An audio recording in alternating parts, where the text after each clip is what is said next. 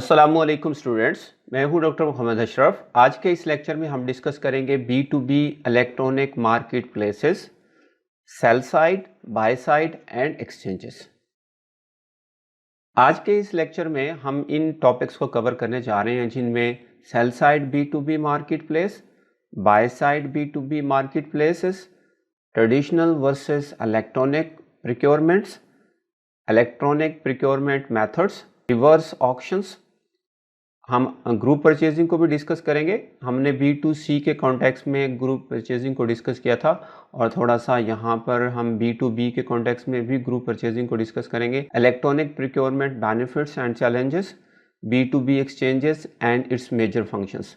जब मैं B2C के टॉपिक को पढ़ा रहा था अपनी प्रीवियस लेक्चर में, उस वक्त भी मैंने B2C एक्सचेंजेस और उनके फंक्शंस को डिस्कस किया था। आज के इस लेक्चर में भी हम B2B एक्सचेंजेस और इट्स मेजर फंक्शंस को डिस्कस करेंगे जो ऑलमोस्ट सिमिलर हैं B2C के कॉन्टेक्स्ट में जो हमने डिस्कस किए थे। Potential gains and risk of exchanges to buyers. तो आज के इस लेक्चर में हम इन तमाम टॉपिक्स को कवर करेंगे ताकि हमें प्रॉपर अंडरस्टैंडिंग डेवलप हो जाए कि B2B market places, sell side, by side और एक्सचेंजेस में क्या क्या रिलेटेड कॉन्सेप्ट्स हैं और क्या क्या सर्विसेज हैं और क्या क्या फंक्शंस हैं, और पर्टिकुलरली इलेक्ट्रॉनिक प्रिक्योरमेंट्स के प्रोसेसेस क्या हैं और इसके कितने डिफरेंट मेथड्स हैं। Cell side B2B electronic market places. B2B marketing refers to marketing by manufacturer and wholesalers along the supply side of the supply chain। जैसे कि हमने B2C के कॉन्टेक्स्ट में डिस्कस किया था कि B2C भी बेसिकली क्या है कि मैन्युफैक्चरर या होलसेलर वो इंडिविजुअल कस्टमर्स को चीज़ें सेल आउट करता है और वो उसकी सेल साइड कंसीडर होती है। B2B के कॉन्टेक्स्ट में भी एग्जैक्टली सेम है, लेकिन यहाँ पर नॉर्मली जो बायर होते हैं वो कंपनीज होती हैं, मैन्युफैक्चरर्स होते हैं या बिग होलसेलर्स होते हैं। In a B2B sell side electronic marketplace, a business sells products and services to business customers electronically। तो जैसे कि मैंने कहा कि B2B में हमारे जो कस्टमर्स होते हैं वो कंपनीज होती हैं, बिजनेसेस होते हैं, इसलिए यहाँ पर बिजनेस कस्टमर्स का वर्ड यूज़ हुआ है। और क्योंकि ये इलेक्ट्रॉनिक मार्केट प्लेस है तो ये इलेक्ट्रॉनिकली हो रहा होता है, फ्रीक्वेंटली ओवर एन एक्स्ट्रानेट। यहाँ पर एक्स्ट्रानेट से मुराद ये कि ये एक स्पेसिफिक इंटरनेट है जो दो कंपनीज के दरमियान होता है। ऑल्दो के B2B की कॉन्टेक्स्ट में cell side market place internet पे भी एग्जिस्ट कर रही होती है, लाइक alibaba.com।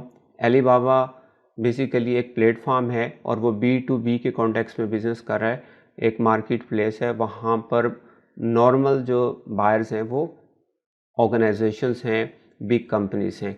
अब वो alibaba.com के कॉन्टेक्स्ट में इंटरनेट यूज़ हो रहा है, बट यहाँ पर एक्स्ट्रा नेट दो कंपनीज के दरमियान इंटरनेट है। नॉर्मली जो सेलर्स होते हैं वो अपने बिग बायर्स को स्पेसिफिक कैटलॉग्स देते हैं जो कस्टमाइज होते हैं कंपनीज की रिक्वायरमेंट के मुताबिक, और वो एक डेडिकेटेड नेटवर्क यूज़ कर रहे होते हैं जिसको हम एक्स्ट्रा नेट कहते हैं। तो इस वजह से यहाँ पर ये पर्टिकुलर वर्ड यूज़ हुआ है, frequently over an extra net. लेकिन सिर्फ एक्स्ट्रा नेट नहीं, इंटरनेट पे भी B2B sell side electronic market place exist करती है। जैसे कि यहाँ पर एक्स्ट्रा नेट की एग्जांपल से आप यूँ समझें कि लाइक फार्मास्यूटिकल कंपनीज क्या करती हैं, वो अपने बिग जो रिटेलर्स होते हैं, होलसेलर्स होते हैं, उनको जो प्रिक्योरमेंट का सिस्टम देती हैं, वो सिस्टम उनके सिस्टम के साथ कनेक्टेड होता है जिससे सारी प्रिक्योरमेंट्स हो रही होती हैं, और वो प्रिक्योरमेंट का जो सिस्टम है वो उनके पॉइंट ऑफ सेल के साथ कनेक्टेड होता है। एक दिन में जितनी भी मेडिसिन सेल्स हो गई वो प्रिक्योरमेंट सिस्टम में अपडेट होती रहती हैं और फिर ऑटोमेटिकली ऑर्डर्स प्लेस होते हैं। तो अब ये क्योंकि एक स्पेसिफिक नेट यूज़ कर रही होती हैं इस तरह के सिस्टम्स, तो इसलिए हम इनको एक्स्ट्रा नेट कहते हैं कि ये डेडिकेटेड नेटवर्क यूज़ हो रहा होता है जिससे सारी प्रिक्योरमेंट की एक्टिविटीज़ भी साथ साथ हो रही होती हैं। The seller can be a raw material producer selling to manufacturers और manufacturer selling to an intermediary, for example wholesaler or a distributor selling to retailer or an individual business। तो सेलर कोई भी हो सकता है, वो मैन्युफैक्चरर भी हो सकता है जो मैन्युफैक्चरर को ही सेल कर रहा है, रॉ मटेरियल प्रोड्यूसर हो सकता है वो उस मैन्युफैक्चरर को सेल कर रहा है, वो कोई एक मैन्युफैक्चरर हो सकता है जो किसी होलसेलर या डिस्ट्रीब्यूटर को सेल कर रहा है, और इसी तरह एक डिस्ट्रीब्यूटर भी हो सकता है जो एक रिटेलर को सेल कर रहा है। तो आई मीन एक रिटेलर भी हो सकता है जो एक इंडिविजुअल बिजनेस को सेल कर रहा है। तो सेलर कोई भी हो सकता है, लेकिन बायर एक इंडिविजुअल बिजनेस होगा या ग्रुप ऑफ कंपनीज होंगी। For example Intel, Exxon, Cisco system, Dell, Grainger, ये सारी बिग कंपनीज जो हैं ये अपने बिजनेस कस्टमर्स को चीज़ें सेल आउट करती हैं, और वो नॉर्मली एक्स्ट्रा नेट पे हो रही होती हैं, और they are using specific dedicated internet for selling their products to their business customers. Sell side electronic marketplace involve one seller and many potential buyers. They might use either the same private sell side और public marketplace. जैसे कि मैंने कहा था कि company का अपना कोई सिस्टम हो सकता है जो बिजनेस कस्टमर्स को डेडिकेटेड कैटलॉग्स या कस्टमाइज कैटलॉग्स की फैसिलिटी देते हैं, जिनको यूज़ करके बिजनेस कस्टमर्स अपने ऑर्डर्स प्लेस कर सकते हैं, प्रोडक्ट्स फाइंड आउट कर सकते हैं। और नॉर्मली ये जो कस्टमाइज कैटलॉग्स होते हैं वो कंपनीज़ के दरमियान MOUs की बेस पे होते हैं कि कंपनीज ने already terms and conditions specify की होती हैं, उसकी बेस पे ही वो सारी चीज़ें होती हैं, और वहाँ से वो बिजनेस कस्टमर्स ऑर्डर प्लेस करते हैं। उनको नॉर्मली हम प्राइवेट सेल साइट कहते हैं। पब्लिक मार्केट प्लेस, जैसे कि मैंने alibaba.com की बात की, ये पब्लिक मार्केट प्लेस है जहाँ पर कोई भी बिजनेस कस्टमर जाकर किसी भी सेलर से चीज़ें खरीद सकता है। तो प्राइवेट सेल साइड में तो नॉर्मली एक ही सेलर होता है, लेकिन पब्लिक मार्केट प्लेस में एक से ज़्यादा सेलर होते हैं और एक से ज़्यादा ही बायर्स होते हैं। सो ये थोड़ा सा डिफरेंस है। सेल साइड B2B मॉडल्स कि एक कंपनी जब अपनी चीज़ें सेल आउट करती है तो वो डिफरेंट तरीक़ों से सेल आउट कर सकती है इलेक्ट्रॉनिकली, जिनमें सबसे पहले मेथड ये है कि sales from catalogs, web stores, कि कंपनीज जो सेलर्स हैं वो अपने बिजनेस कस्टमर्स को सेल करने के लिए अपने कैटलॉग्स डेवलप करती है, अपने वेब स्टोर्स बनाती है, जहां पर उनके बिजनेस कस्टमर्स आकर उन कैटलॉग्स में से प्रोडक्ट्स को सर्च करके ऑर्डर्स प्लेस करते हैं। मींस ये private sell side market place होती है। Companies can use the internet to sell directly from their online catalog. A company might offer one catalog for all customers और एक customise catalog for each large customers. तो इस तरह की sometime situation होती है, जैसे कि मैंने कहा कि जो प्राइवेट सेल साइड मार्केट होती है, लाइक डेल कंपनी जो है उसका जो वेब स्टोर है जिसको हम सेल साइड या private sell side market place कह रहे हैं, वहाँ पर या तो जर्नलाइज कैटलॉग्स होंगे, और ये भी पॉसिबल है कि जो उनके बिग कस्टमर्स हैं लाइक वॉलमार्ट है लेट्स से, उनके लिए कोई कस्टमाइज कैटलॉग हो सकते हैं, उनके साथ कुछ टर्म्स एंड कंडीशंस की बेस पे उनको स्पेसिफिक कैटलॉग्स की सर्विसेज देते हैं कि उन माइट भी प्रोडक्ट्स के लिहाज से उनको स्पेसिफिक प्राइसेस अवेलेबल हो जो अदर बिजनेस कस्टमर्स को ना हो। तो इस तरह के जो कैटलॉग्स होते हैं उनको हम कस्टमाइज कैटलॉग कहते हैं, क्योंकि वो हर कंपनी की रिक्वायरमेंट के मुताबिक प्रोडक्ट्स एंड सर्विसेज और प्राइसेस के लिहाज से कस्टमाइज होते हैं। For example staples.com, an office supply vendor, offers its business customer a personalized software catalog of about 100,000 products at different pricing schemes. So Staples एक ऑफिस सप्लाई कंपनी है जो normally companies को ही, businesses को ही office supplies देती है, और जो बड़ी बड़ी कंपनीज हैं डेफिनेटली उनके बहुत सारे ऑफिस सप्लाईज से रिलेटेड चीज़ें होती हैं, उनको बाय करने के लिए वो इस तरह की कंपनीज लाइक स्टेपल्स इनके कैटलॉग्स से डिफरेंट प्राइसेस की स्कीम्स पे चीज़ें बाय करते हैं। लाइक आप इमेजिन करें PTCL is a big company. अब पीटीसीएल अपनी ऑफिस सप्लाईज पे कहीं ना कहीं से तो बाय करती होगी, तो अगर लेट से वो स्टेपल्स से बाय करते हैं तो Staples might they have given a customise catalog to the PTCL officials जो उस कैटलॉग से चीज़ें सर्च करके ऑर्डर प्लेस करते हैं। तो इस तरह एक सेलर कंपनी वो अपने कैटलॉग्स डेवलप करके, वेब स्टोर्स बना के, प्राइवेट सेल साइड मार्केट बना के वो अपने बिजनेस कस्टमर्स को जर्नलाइज कैटलॉग्स या कस्टमाइज कैटलॉग्स के ज़रिए चीज़ें सेल आउट कर सकती है। नंबर 2, सेलिंग विया डिस्ट्रीब्यूटर और इंटरमीडियरी कैटलॉग्स। जैसे कि मैंने कहा कि प्राइवेट सेल साइड मार्केट के थ्रू वो कंपनी डायरेक्ट मार्केटिंग कर सकती है अपनी प्रोडक्ट्स को टू द बिजनेस कस्टमर्स।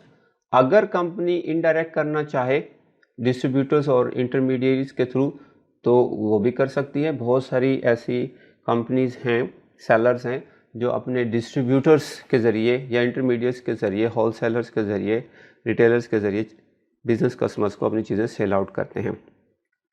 और ये बिल्कुल एग्जैक्टली उसी तरह काम करते हैं जिस तरह B2C के इन्वायरमेंट में काम होती है। बहुत सारी ऐसी डिस्ट्रीब्यूटर्स या इंटरमीडियरीज होती हैं जिनके अपने वेब स्टोर्स हैं, उनकी अपनी मार्केट प्लेसेस हैं। तो ये सेलर कंपनीज अपनी प्रोडक्ट्स उन डिस्ट्रीब्यूटर्स या इंटरमीडिएट्स के वेब पोर्टल्स पर अपनी प्रोडक्ट्स को पब्लिश और मार्केट करते हैं। वहाँ से उनको ऑर्डर मिलते हैं और वो फिर उनकी डिलीवरीज को या ऑर्डर फुलफिलमेंट के प्रोसेस को वहाँ से इनिशिएट किया जाता है। Electronic distributors can sell in horizontal और वर्टिकल मार्केट्स। तो ये डिपेंड करता है कि वो जो डिस्ट्रीब्यूटर्स है वो एक स्पेसिफिक इंडस्ट्री प्रोडक्ट्स को हैंडल कर रहा है या फिर बहुत सारी डिफरेंट इंडस्ट्रीज के प्रोडक्ट्स को अपने वेब स्टोर्स या मार्केट प्लेस पे सेल आउट कर रहा है। तो बहुत केसेस में हॉरिजॉन्टल और वर्टिकल मार्केट्स हो सकती हैं। They usually buy products from many manufacturers and aggregate those products into one catalog from which they sell to retailers और business customers.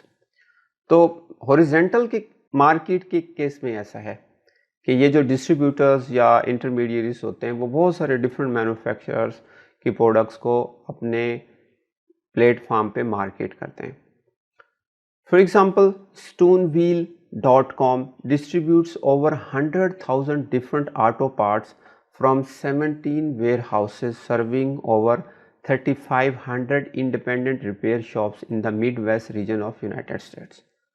So you can imagine कि Stonewell वो 100,000 different auto parts को 17 different stores warehouses के ज़रिए अपनी जो उनके independent repair shops हैं ऑलमोस्ट 3,500 रिपेयर शॉप्स हैं। तो एक पर्टिकुलर रीजन में यू कैन इमेजिन के 3500 के करीब जो रिपेयर शॉप्स हैं वो इन 15 वेयर हाउसेज से ऑटो पार्ट्स बाय करते हैं। और ये जो Stonewheel.com जो कंपनी है बेसिकली वो अपनी 100,000 प्रोडक्ट्स को इन 17 डिफरेंट वेयर हाउसेज से मार्केट करती हैं। तो यू कैन इमेजिन कि एक सेलर कंपनीज डिस्ट्रीब्यूटर्स के प्लेटफॉर्म को यूज़ करके भी अपनी प्रोडक्ट्स की मार्केटिंग कर सकती है और ये काफ़ी फास्ट होता है, काफ़ी बेहतर होता है। दे डिलीवर विद इन 30 मिनट्स। कोई भी शख्स जब ऑर्डर प्लेस करता है किसी भी पर्टिकुलर एक रिपेयर शॉप से जब कोई ऑर्डर आता है तो जो नियरेस्ट वेयर हाउस होता है वहाँ से उस ऑर्डर की फुलफिलमेंट की जाती है और वो नॉर्मली 30 मिनट्स लगते हैं उस ऑर्डर को फुलफिल करने में यूजिंग देयर ऑन व्हीकल्स। वो अपने व्हीकल्स को यूज़ करते हैं, डिलीवरी बॉयज़ होते होंगे जो उस रिपेयर शॉप पे डिलीवर कर जाते हैं। लेकिन प्लेटफॉर्म एक ही है जहाँ पर इन 100,000 डिफरेंट ऑटो पार्ट्स के कैटलॉग्स होंगे कि कोई भी कस्टमर वहाँ पे जाके प्रोडक्ट सर्च करेगा और जो नियरेस्ट वेयर हाउस होगा वहाँ से उस रिपेयर शॉप पे वो प्रोडक्ट डिलीवर कर दी जाएगी। So using the e-catalog, customer can order the exact part, saving time and minimizing misunderstanding and errors. Stonewheel.com की इस वेबसाइट को हम थोड़ा सा विजिट कर लेते हैं ताकि हमें थोड़ी सी अंडरस्टैंडिंग हो जाए कि प्रैक्टिकली वाकई ये इस तरह कर रहे हैं या कुछ और तरह से कर रहे हैं। जैसे कि आप देख रहे हैं कि ये Stonewheel.com की वेबसाइट है और यहाँ पर हमारे पास कुछ लिंक्स हैं लोकेशंस के लिहाज से, कैटलॉग्स के लिहाज से, क्विक लिंक्स के लिहाज से। और मैं थोड़ा सा नीचे स्क्रॉल डाउन करूं तो देखिए यहाँ पे कुछ online ordering, parts picked up और पार्ट्स डिलीवर की कुछ इन्फॉर्मेशन है। यहाँ पे फुटर एरिया में भी कुछ लिंक्स हैं। यहाँ पर इस स्टोन व्हील के बारे में काफ़ी इन्फॉर्मेशन है।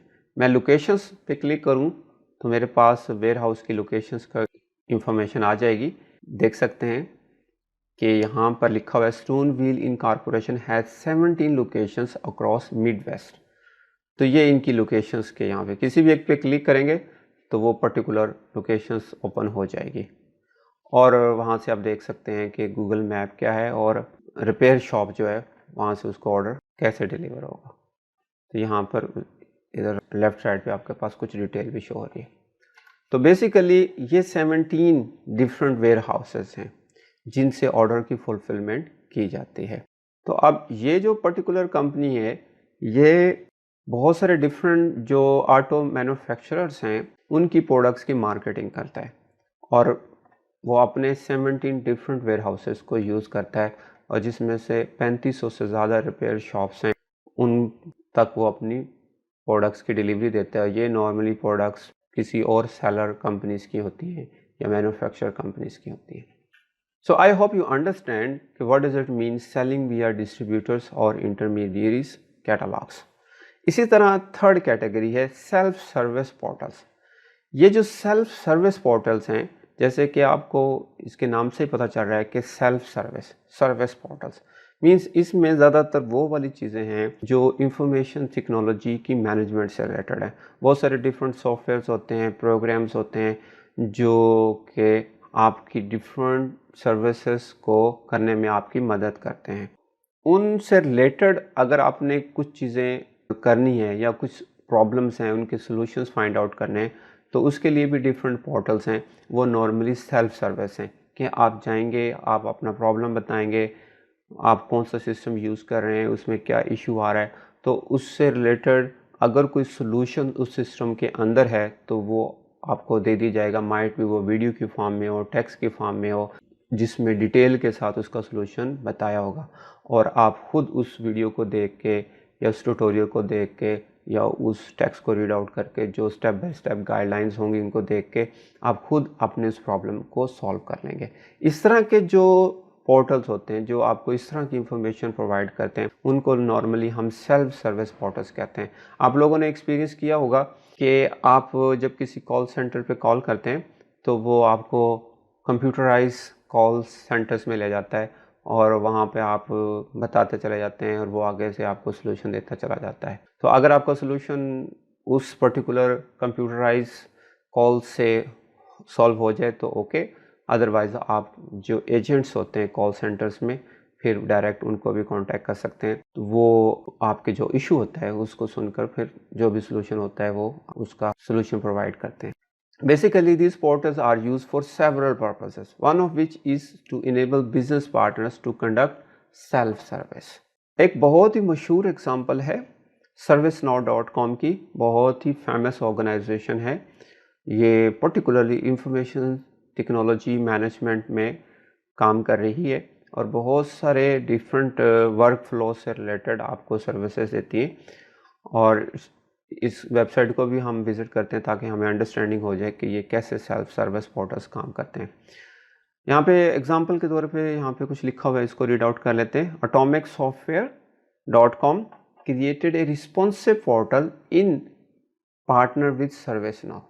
रिस्पॉन्सिव पोर्टल का मतलब यही होता है कि आप रात के 2 बजे, 3 बजे, 4 बजे किसी भी वक्त आप पोर्टल को एक्सेस करते हैं और वहाँ पर आप अपने इश्यूज से रिलेटेड या कोई भी चीज़ है आप फाइंड आउट करना चाह रहे हैं, you want to know something और you want to find out a solution for a particular issue, तो आप उसको वहाँ पे फाइंड आउट कर सकते हैं, ट्रेस आउट कर सकते हैं आप अपनी सेल्फ सर्विस की बेस पे।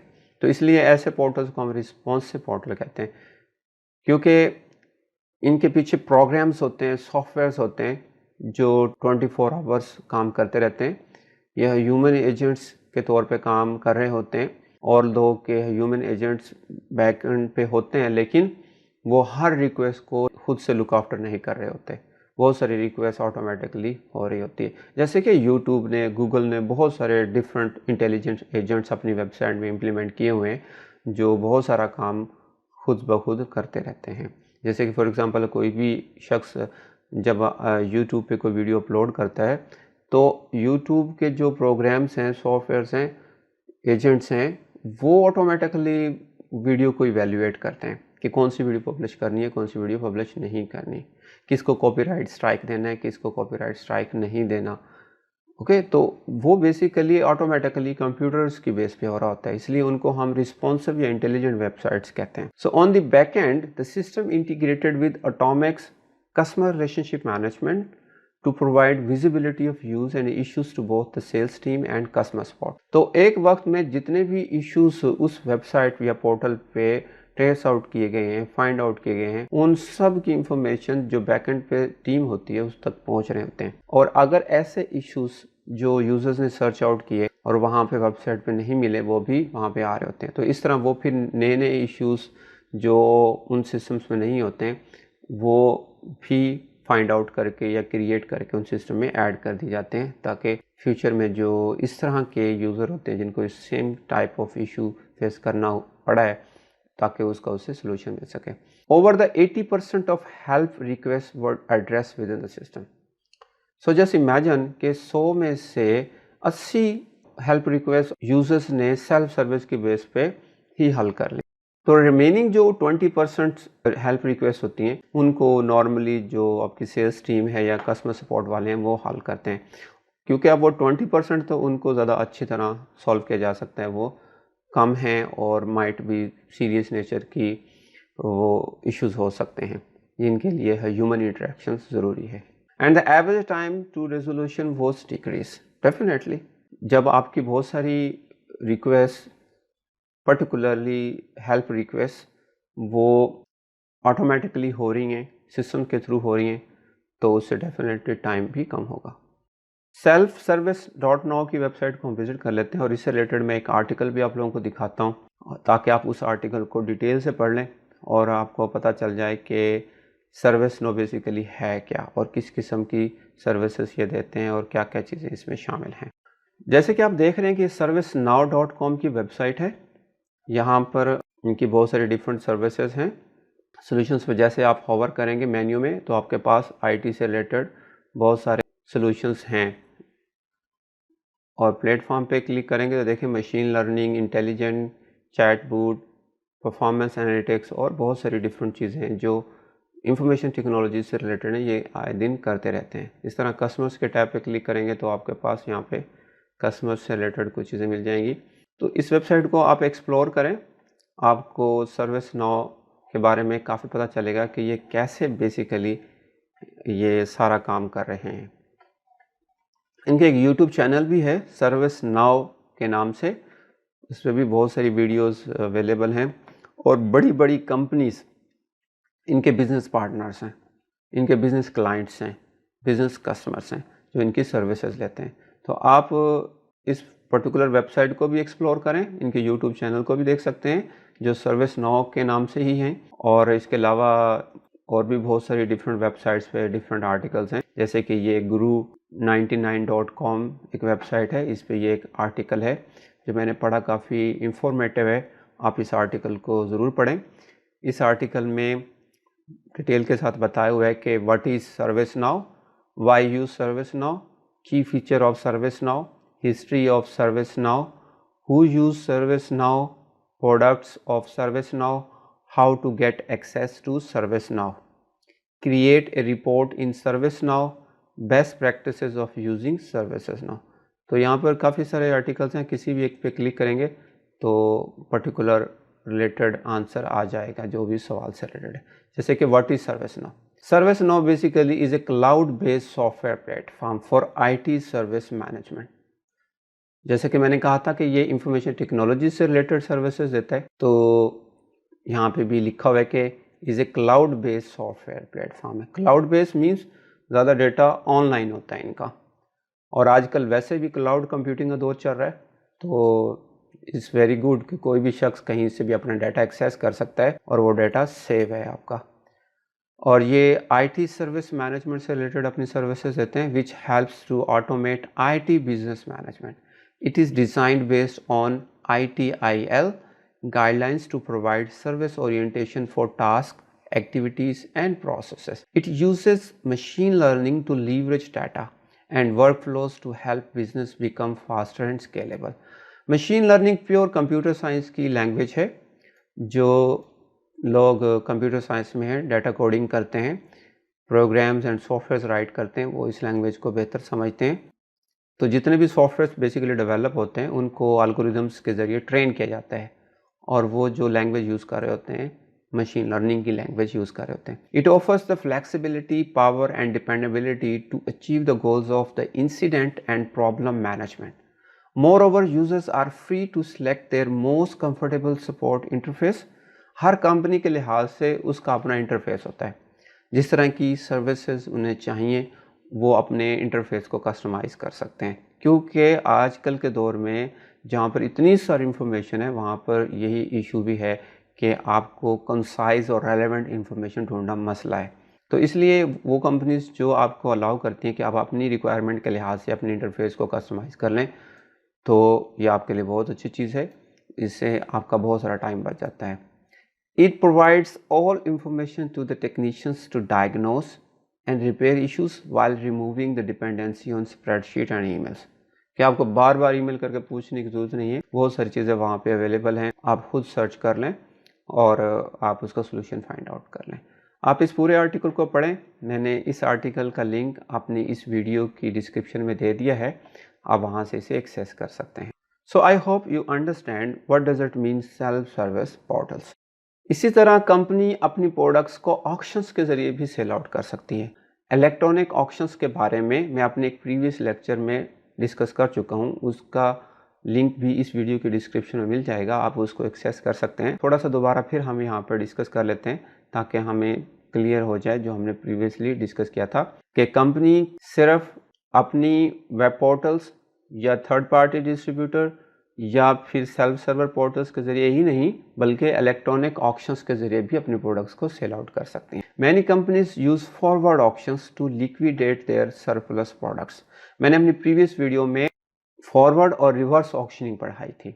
जब कोई भी कंपनी या कोई भी सेलर अपनी चीज़ें सेल आउट करता है ऑक्शंस पे तो वो नॉर्मली फॉरवर्ड ऑक्शन को फॉलो करता है, और फॉरवर्ड ऑक्शन में ये होता है कि हर नेक्स्ट बिड प्रीवियस बिड से ज़्यादा होती है और जो हाईएस्ट बिड होती है उस पे प्रोडक्ट सेल कर दी जाती है। रिवर्स ऑक्शनिंग में जो लोवेस्ट बिड होती है उस पे प्रोडक्ट सेल की जाती है, तो ये थोड़ा सा डिफरेंस है। सो यहाँ पर जैसे कि लिखा हो कि many companies use forward auctions. जब कंपनी सेल आउट करती हैं तब वो फॉरवर्ड ऑक्शन यूज करती हैं, और जब कंपनी कोई चीज़ खरीदती हैं प्रिक्योर करती हैं तो वो फिर रिवर्स ऑक्शन यूज करती हैं। ये इस टॉपिक को हम आगे जाकर डिस्कस करते हैं।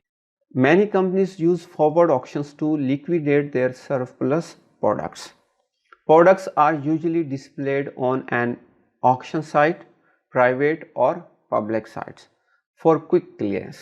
A company can conduct its forward auctions from its own website or an intermediary auction like trader.com.pk, इसी तरह और बहुत सारी वेबसाइट्स हैं।